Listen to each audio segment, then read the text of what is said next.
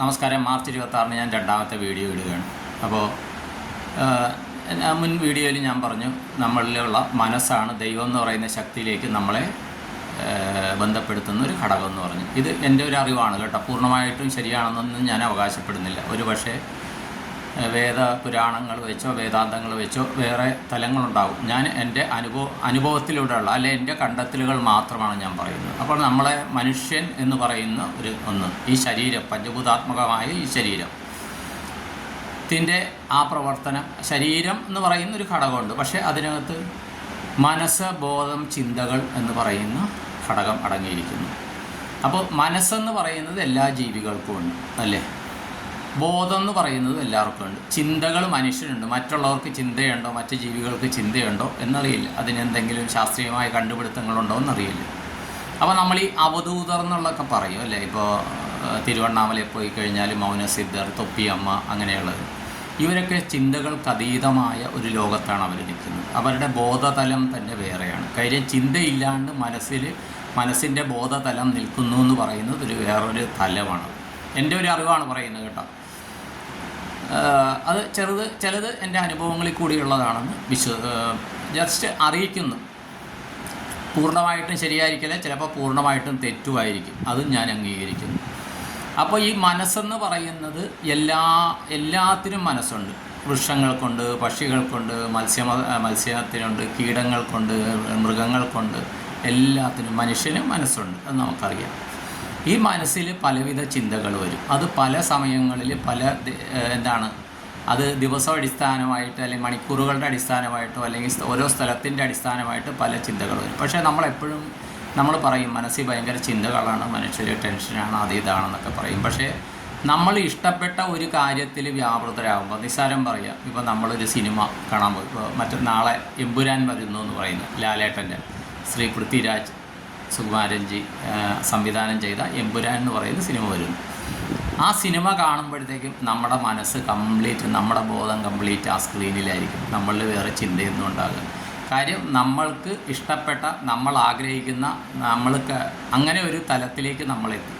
അപ്പോൾ ചില സ്ഥലത്ത് പോയി കഴിഞ്ഞാൽ ഇപ്പോൾ പാട്ടുകളൊക്കെ കേട്ടാൽ അല്ലെങ്കിൽ വാദ്യങ്ങൾ കേട്ടാലൊക്കെ നമ്മൾ അതിനകത്ത് തന്നെ ലയിച്ചു പോകും അല്ലേ. അപ്പോൾ നമുക്കിഷ്ടപ്പെട്ട കാര്യങ്ങളിൽ നമ്മൾ ലയിച്ചു പോകും. ആ സമയത്ത് മനസ്സുകളിൽ ചിന്തകൾ വരികയില്ല.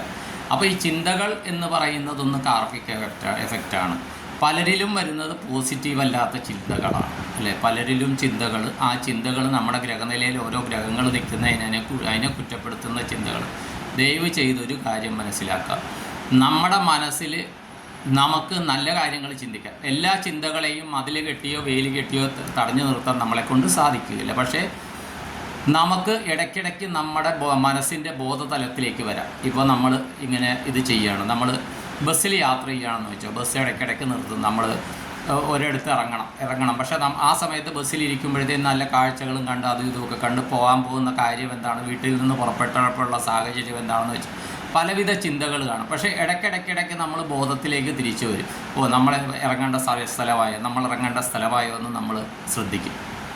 ഇതുപോലെ തന്നെ ഈ ചിന്തകളെ നിർത്താനായിട്ട് സാധിക്കുകയില്ല. ചിന്തകൾ വന്നുകൊണ്ടേയിരിക്കും. പക്ഷേ ഇടയ്ക്കിടയ്ക്ക് നമുക്ക് ഓർമ്മ വരുന്ന സമയത്ത് നമുക്ക് ആവശ്യമുള്ള ഭാഗത്തേക്ക് നമ്മുടെ കോൺസെൻട്രേഷൻ, ബോധത്തെ കൊണ്ടുവരിക, മനസ്സിലായി. പക്ഷേ പലരും ചെയ്യുന്നത്, ഇപ്പോൾ എന്നോട് കോൺടാക്ട് ചെയ്യുന്ന പല ആൾക്കാരും ഇത് ചെയ്യുന്നതും പണ്ടത്തെ കാര്യങ്ങൾ തന്നെ പറഞ്ഞുകൊണ്ടിരിക്കുകയാണ്. ദയവ് ചെയ്ത് മനസ്സിലാക്കുക, നമ്മൾ എന്തിനെക്കുറിച്ചാണോ ആലോചിക്കുന്നത് അതിലേക്കാണ് നമ്മുടെ ഊർജം ചെലവഴിക്കുന്നതും അതിലേക്ക് നമ്മൾ ചിന്തിക്കുന്ന കാര്യമാണ് യൂണിവേഴ്സിലേക്ക് പോകുന്നത്, ദൈവം എന്ന് പറയുന്ന ശക്തിയിലേക്ക് പോകുന്നത്. അപ്പോൾ എല്ലാവരും പല ഇതിനും പറയാറുണ്ട്, തഥാസ്തു എന്ന് പറയുന്നൊരു ദേവതയുണ്ട്. അപ്പോൾ ദേവതയോ എന്തോ ആകട്ടെ, പക്ഷേ ദൈവം എന്ന് പറയുന്ന ഈ നിമിഷത്തിൽ നിൽക്കുന്ന ആളും നിങ്ങളുടെ ആഗ്രഹം സാധിക്കട്ടെ എന്ന് അനുഗ്രഹിക്കുന്ന ആളുമാണ്. അപ്പോൾ അതുകൊണ്ട് നമുക്ക് എന്താണോ വേണ്ടത് അതിലേക്ക് മാത്രം ശ്രദ്ധ കൊണ്ടുവരിക. പണ്ടത്തെ പുരാണങ്ങൾ എന്ന് പറഞ്ഞാൽ ഇതിഹാസ പുരാണങ്ങളല്ലേ ഞാൻ പറയുന്നത്. നമ്മുടെ നമ്മുടെ തിക്താനുഭവങ്ങൾ നമ്മൾ വിചാരിക്കാണ്ടിരിക്കുക. എപ്പോഴും നമുക്ക് മാറാനുള്ളൊരു സാഹചര്യം അതാണ്. ഇതിനകത്ത് അങ്ങനെ മാറുമ്പോഴത്തേക്കും പിന്നെ നമ്മളിലേക്ക് അനുകൂലമായിട്ടുള്ള കാര്യങ്ങൾ വന്നുകൊണ്ടിരിക്കും. ദയവ് ചെയ്ത് നവഗ്രഹങ്ങളെ കുറ്റപ്പെടുത്താണ്ടിരിക്കുക. ശനീശ്വരനെ പ്രത്യേകിച്ച് കുറ്റപ്പെടുത്താണ്ടിരിക്കുക, രാഹുവിനെ കുറ്റപ്പെടുത്താണ്ടിരിക്കുക, കേതുവിനെ കുറ്റപ്പെടുത്താണ്ടിരിക്കുക. ഇവരൊക്കെ നമ്മുടെ കാർമ്മികത്തിന് അത് എഫക്റ്റ് കുറയ്ക്കാൻ നമ്മളെ സഹായിക്കുന്ന ഗ്രഹങ്ങളാണ്. അതുകൊണ്ട് നവഗ്രഹങ്ങളെ കുറ്റപ്പെടുത്തല്ലേ, ശനി എനിക്കിത് ചെയ്തു അത് ചെയ്തു എന്ന് ഞാൻ പറയട്ടെ. ഞാൻ ഇത്രയൊക്കെ ഇത് ചെയ്യുന്നത് ഈ ശനീശ്വരൻ എനിക്ക് അനുകൂലമാണ്. എൻ്റെ കഴിഞ്ഞ ജന്മങ്ങളിലെ കാർമ്മികം മാറാനായിട്ട് ഈ ശനീശ്വരനാണ് എന്നെ ഹെൽപ്പ് ചെയ്യുന്നതെന്നുള്ള പൂർണ്ണബോധത്തോടെ ഞാൻ ജീവിക്കുന്നു. അതനുസരിച്ച് പോകുന്നത് കൊണ്ടാണ് ഞാനിപ്പോൾ ഇങ്ങനെയൊക്കെ എത്തിയത്. സത്യം അതാണ്, മനസ്സിലായത്. ഞാനിപ്പോൾ എൻ്റെ ജാതകത്തിൽ ശനി ഏതാണ്, ഏത് ഗ്രഹത്തിലാണ്, അത് ഏത് ഗ്രഹത്തിൻ്റെ കൂടെയൊക്കെ നിൽക്കുന്നു എന്ന് പറഞ്ഞാൽ പലരും ഞെട്ടും. അതുകൊണ്ട് ഞാൻ പറയുന്നില്ല. പക്ഷേ ആ ശനീശ്വരനെ പ്രീതിപ്പെടുത്തി കാര്യങ്ങൾ മുന്നോട്ട് പോകുന്നുള്ള ഉത്തമ വിശ്വാസം, ഗുരുവിൽ നിന്ന് കിട്ടിയ ഉപദേശം അനുസരിച്ച് മുന്നോട്ട് പോകുന്നതുകൊണ്ട് ഞാൻ വളരെയധികം ചേഞ്ചസ് വന്നു കഴിഞ്ഞു. അപ്പോൾ ഇന്നലെ ആരോ വ്യക്തിപരമായിട്ട് എനിക്ക് മെസ്സേജ് അയച്ചു, എത്രയോ വർഷങ്ങളായിട്ട് ശനി ഇതാണെന്ന് പറഞ്ഞിട്ട്. പക്ഷേ സാറിനെ പരിചയപ്പെട്ടതിന് ശേഷം ശനീശ്വരൻ അത് നമുക്ക് അനുകൂലമായിട്ട് നമ്മളെ ഹെൽപ്പ് ചെയ്യുന്ന ഒരു ഘടകമാണെന്ന് പറഞ്ഞത് വെച്ച് ആ ചിന്ത തന്നെ, ആ ഒരു മനോഭാവം തന്നെ ജീവിതം മാറ്റിമറിച്ചു എന്ന് പറയുന്നുണ്ട്. എല്ലാവരുടെയും ജീവിതം മാറ്റിമറിക്കും, അനുഭവത്തിൽ നിന്നാണ് പറയുന്നത്. അതുകൊണ്ട് ദയവ് ചെയ്ത് നമ്മുടെ പഴയ പ്രശ്നങ്ങൾ ചെയ്യാണ്ടിരിക്കുക. നമുക്കിടയ്ക്ക് വയറ്റിളക്കം വന്നു കാണും അല്ലേ, അല്ലെങ്കിൽ ഛർദിൽ വന്ന് കാണും അല്ലേ. നമ്മളെപ്പോഴും അതിനെക്കുറിച്ച് ഓർത്തോണ്ടിരുന്നാൽ നമുക്ക് ഭക്ഷണം കഴിക്കാൻ പറ്റുമോ? ജസ്റ്റ് ഒന്ന് ആലോചിച്ചേ. നമ്മൾ വയറിളക്കം വരാത്ത മനുഷ്യരുമില്ല, ഛർദിൽ വരാത്ത മനുഷ്യരില്ല. പ്രായഭേദമന്യേ വരും, കുട്ടികൾക്ക് വരും, യൗവനത്തിൽ വരും, കൗമാരത്തിൽ വരും, ബാല്യത്തിൽ വരും, മധ്യ വയസ്സിൽ വരും, വാർദ്ധക്യത്തിൽ വരും. ഇതിനെക്കുറിച്ചാണ് നമ്മൾ ചിന്തിക്കുന്നതെങ്കിൽ നമുക്ക് ഭക്ഷണം കഴിക്കാൻ സാധിക്കുമോ? അപ്പോൾ അനാവശ്യമായ ചിന്തകളും കൊണ്ടല്ലേ നമ്മൾ പലരും നടക്കുന്നത്. അനാവശ്യമായ ഓർമ്മകൾ വന്നു, അത് മാറ്റി നിർത്തണം. അത് മാറ്റി നിർത്തിയിട്ട് നമുക്ക് ആവശ്യമുള്ളതിലേക്ക് ശ്രദ്ധ കേന്ദ്രീകരിക്കുക, മനസ്സിലായോ? അതേ ഇതിന് പോംവഴിയുള്ളൂ. എന്നിട്ട് വഴിപാടുകൾ ചെയ്താൽ പ്രയോജനമുണ്ട്. ഇത് വഴിപാട് ചെയ്യാൻ ചീട്ടാക്കിയിട്ട് ഭാഗ്യസൂക്തം പുഷ്പാഞ്ജലി എന്ന് പറഞ്ഞിട്ട് ചീട്ടാകും. എന്നിട്ട് ഇപ്പുറത്ത് വന്നിട്ട് എൻ്റെ എനിക്ക് ഭാഗ്യമേ ഇല്ല എന്നുള്ള ചിന്തകളാണ് അമ്പലത്തിൽ വെച്ച് ചെയ്യുന്നതെങ്കിൽ എന്താ? ഇത് ഒരു ഉദാഹരണം പറയാം. കഴിഞ്ഞ ദിവസം ഒരു അമ്പലത്തിൽ പോയി, ഇവിടെയാണ്, എറണാകുളത്താണ്, ഏത് അമ്പലമാണെന്നൊന്നും പറയുന്നില്ല. അപ്പോൾ ആ ക്ഷേത്രത്തിൽ ഉപദേവതയായിട്ട് ഭദ്രകാളിയാണ്, സാധാരണക്കാരനല്ല. അപ്പോൾ ഞാൻ ആദ്യമായിട്ടാണ് ആ ക്ഷേത്രത്തിൽ പോണത് വൈഫുമായിട്ട്. അപ്പോൾ ഉപദേവത അതിൻ്റെ നാലമ്പലത്തിൻ്റെ പുറത്താണ്. അപ്പോൾ ഞാൻ പ്രദക്ഷിണം എടുക്കുകയാണ്. ഓരോ ഇതും അതിൻ്റെ അടുത്ത് സർപ്പക്കാവ്, കുറച്ച് ചെറിയ കാവ് പോലെയൊക്കെ ഉണ്ട്. എറണാകുളം ടൗണിലെ ഒരു ക്ഷേത്രമാണ്. അപ്പോൾ ഉടനെ ഒരു പ്രായമായ അമ്മൂമ്മ, 10-75 വയസ്സാണ്, അവരെ ഒരാൾ കൈ പിടിച്ചിട്ട് നടത്തുകയാണ്. അപ്പോൾ നടത്തുമ്പോൾ ഈ അമ്മൂമ്മ, അപ്പോൾ ഇവരെൻ്റെ മുമ്പിലുണ്ട്, ഞാനിത്. അപ്പോൾ അമ്മൂമ്മ തിരിഞ്ഞു നിന്നിട്ട് പറയുകയാണ്, തിരുമേനി ഒരു രക്ഷയില്ല, കാല് വേദന, ശരീരം മൊത്തം വേദന, ചൂടായതുകൊണ്ട് പുറം പുകച്ചിലെടുക്കുന്ന പുറം നീറ്റ് ചൂടുകുരുവൊക്കെ വന്നിട്ട് ഒന്നുമില്ല എന്ന് പറയുന്നു. ഉടനെ ഒരു കയ്യിൽ കിണ്ടിയും ഒരു കയ്യിൽ പ്രസാദത്തിനുള്ളതായിട്ട് പോകുന്ന തിരുമേനി പറയുന്ന വാക്കാണ്, ഞാൻ എൻ്റെ ചെവിയിൽ കേട്ടതാണ്. ഒരല് ചെന്ന് മദ്ദളത്തിനോട് പരാതി പറയുന്ന പോലെയാണല്ലോ ചേച്ചി പറയുന്നത് എന്ന് പറഞ്ഞാൽ അതിലും തീവ്രമായ അനുഭവങ്ങളിലൂടെയാണ് തിരുമേനി പോണത്. ഭദ്രകാളി നടയിൽ കയ്യിലുള്ളത് ഒന്നുകിൽ നേരിക്കാനുള്ളതായിരിക്കാം, അല്ലെങ്കിൽ പൂക്കളായിരിക്കും. ഒരു കയ്യിൽ കിണ്ടി, ഏറ്റവും കൂടുതൽ സങ്കല്പം കൊടുക്കുന്നത് ജലത്തിലാണ്. എന്നിട്ട് പറയണത് ഒരല് ചെന്ന് മദ്ദളത്തിൽ എന്ന് പറഞ്ഞാൽ അമ്മൂമ്മയുടെ അത്രയും പ്രായമില്ല, എന്നെക്കാളും ചെറുപ്പമായിരിക്കും ആ തിരുമേനി, അല്ലെ എൻ്റെ പ്രായം കാണും, 50-55 വയസ്സിനുള്ളിൽ കാണും. ആ തിരുമേനി ഇത് മനസ്സിൽ ചിന്തിച്ചുകൊണ്ടാണ് ഭദ്രകാളി നടയിൽ കയറുന്നത്. അനുഭവം എന്തായിരിക്കും? അപ്പോൾ അവിടെ എന്താ പറയേണ്ടത്? അതിനല്ലേ ഈ അമ്മയുള്ളത്, അതിനല്ലേ ഇവിടുത്തെ ദൈവം ഉള്ളത്, നമ്മൾ അതിനല്ലേ അമ്പലത്തിൽ വരുന്നതെന്നൊരു വാക്ക് പറയാനായിട്ട് ആ തിരുമേനിക്ക് തോന്നിയില്ല.